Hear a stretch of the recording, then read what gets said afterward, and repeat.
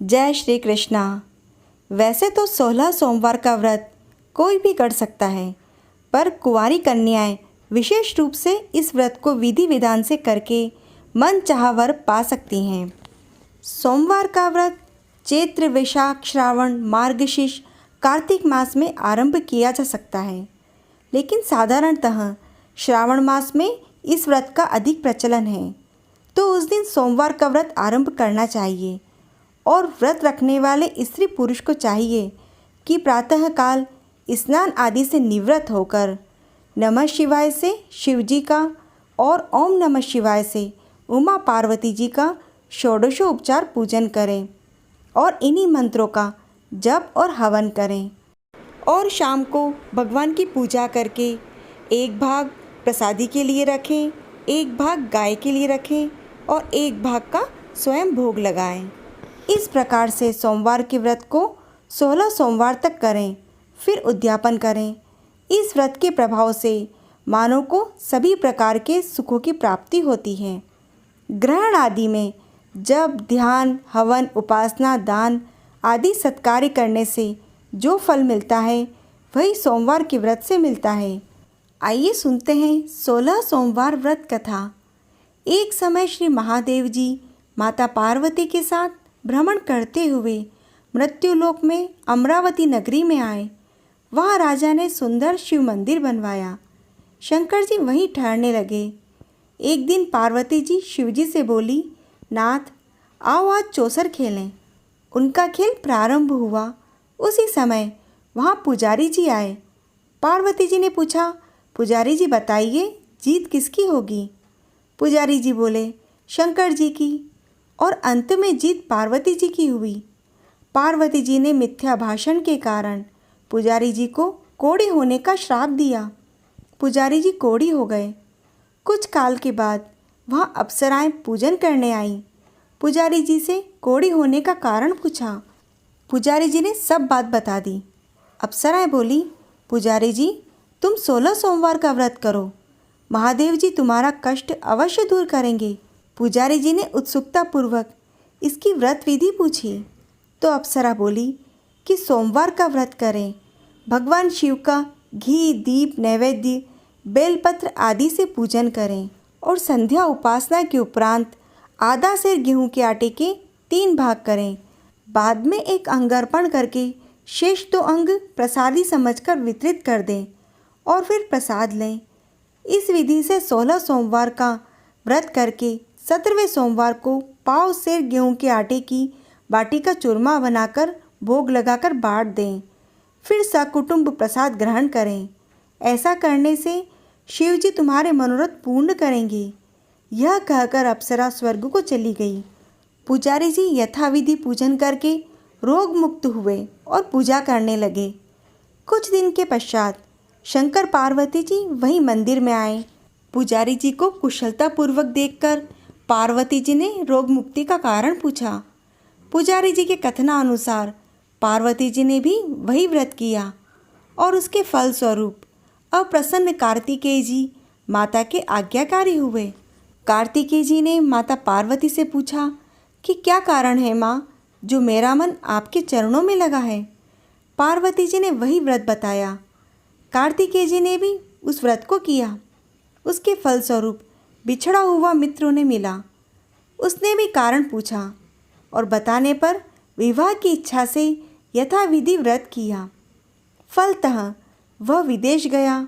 वहाँ राजा की कन्या का स्वयंवर था और राजा का प्रण था कि हथनी जिसको माला पहनाएगी उसी के साथ पुत्री का विवाह करेगा। वह ब्राह्मण भी स्वयंवर देखने की इच्छा से एक ओर जा बैठा। हथिनी ने माला इसी पंडित को पहनाई और धूमधाम से उनका विवाह हो गया। तत्पश्चात दोनों सुख से रहने लगे। एक दिन राजकन्या ने पूछा, हे नाथ, आपने कौन सा पुण्य किया है जिससे राजकुमारों को छोड़कर हथिनी ने आपका वरण किया? ब्राह्मण ने 16 सोमवार का व्रत सविधि बताया। राजकन्या ने भी सुपुत्र प्राप्ति के लिए इसी व्रत को किया और सर्वगुण संपन्न पुत्र को प्राप्त किया। और बड़ा होने पर पुत्र ने पूछा, माताजी पुण्य से मेरी प्राप्ति आपको हुई है। राजकन्या ने सविधि सोमवार का व्रत बताया तो पुत्र राजकामना से व्रत करने लगा। उसी समय राजा के दूतों ने आकर राजकन्या के लिए वरण किया और आनंद से उनका विवाह संपन्न हुआ। और राजा के देवलोक होने पर ब्राह्मण कुमार को गद्दी मिली। फिर भी वह इस व्रत को करता रहा। एक दिन इन्होंने अपनी पत्नी से पूजन सामग्री शिवालय ले चलने को कहा, परंतु उसने दासियों के द्वारा भिजवा दी। जब राजा ने पूजन समाप्त किया तो आकाशवाणी हुई कि इस पत्नी को निकाल दे, नहीं तो वह तेरा सत्यानाश कर देगी। प्रभु की आज्ञा मानकर इसने रानी को निकाल दिया। रानी अपने भाग्य को कोसती हुई एक नगर में बुढ़िया के पास गई और दिन देखकर बुढ़िया ने इसके सिर पर सूत की पोटली रखकर बाजार भेज दिया। रास्ते में आंधी आई तो पोटली उड़ गई। बुढ़िया ने इसको फटकार कर वहाँ से भगा दिया। वहाँ से वह तेली के वहाँ पहुँची तो सब मांट चटक गए। उसने भी इसे निकाल दिया। पानी पीने के लिए नदी पर पहुँची तो नदी सूख गई। सरोवर पर पहुँची तो हाथ के स्पर्श होते ही जल में कीड़े पड़ गए।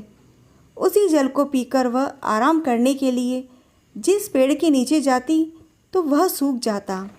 वन और सरोवर की यह दशा देखकर ग्वाले इसे मंदिर के गोसाई के पास ले गए। यह देखकर गोसाई जी समझ गए कि यह कुलीन अबला आपत्ति की मारी हुई है और धैर्य बंधाते हुए बोले, बेटी तू मेरे यहाँ रहकर किसी बात की चिंता मत कर। रानी आश्रम में रहने लगी, परंतु जिस वस्तु में उसका हाथ लगता उसी में कीड़े पड़ जाते। दुखी होकर एक दिन गोसाई जी ने पूछा, बेटी किस देव के प्रति अपराध से तेरी यह दशा हुई है? तो रानी ने बताया, मैंने पति की आज्ञा का उल्लंघन किया और महादेव के पूजन को नहीं गई। तो गोसाई जी ने कहा कि बेटी तुम 16 सोमवार का व्रत करो। रानी ने सविधि व्रत पूर्ण किया और व्रत के प्रभाव से राजा को रानी की याद आई और दूतों को उसकी खोज करने के लिए भेजा।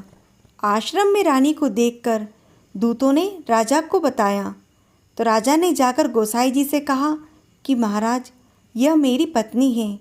शिवजी के रुष्ट होने से मैंने इसका परित्याग किया। अब शिवजी की कृपा से ही इसे लेने आया हूँ। कृपया इसे जाने की आज्ञा दें। गोसाई जी ने आज्ञा दे दी। राजा रानी नगर में आए। नगरवासियों ने नगर सजाया, बाजे बजने लगे, मंगलोच्चार हुआ। शिवजी की कृपा से प्रतिवर्ष 16 सोमवार को करके रानी के साथ राजा आनंद से रहने लगा। अंत में शिवलोक को वह प्राप्त हुए।